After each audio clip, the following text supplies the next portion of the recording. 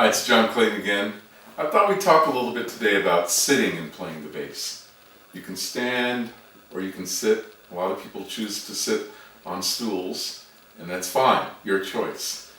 But some things we want to keep in mind.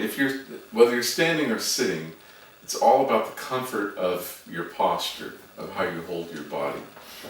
And of course, we want to access notes all over the instrument without hurting our bodies.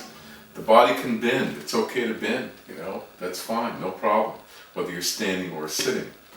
Some things you want to remember in both instances is you don't want to have the instrument digging into your sternum, right here, that bone there, as you reach over and grab notes in the instrument. So make sure that your instrument is not so high that when you reach over, the wood is digging into that part of your body.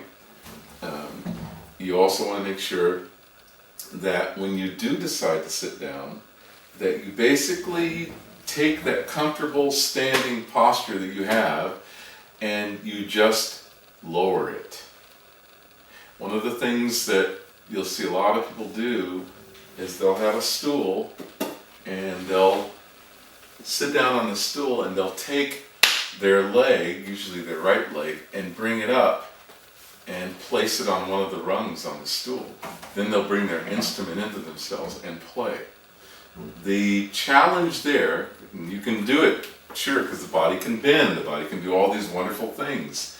That's cool. But the challenge there is that you are basically twisting your pelvis a little bit and providing tension in your lower back that you then sustain and have to try to play the instrument with that strain in your back.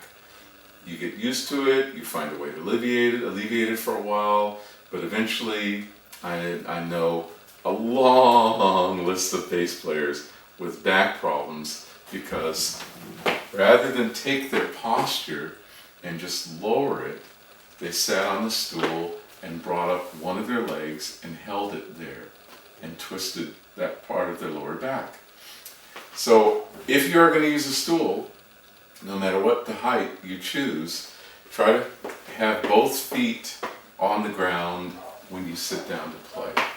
All the same considerations come into play when you're sitting down and standing up in terms of controlling the instrument and access. So I want the freedom while I'm sitting down and again, I have my bass kind of set up for standing up, but if I'm sitting down, I want to still have the same freedom to be able to go if I choose. If I'm standing up, I can do that. I can just go.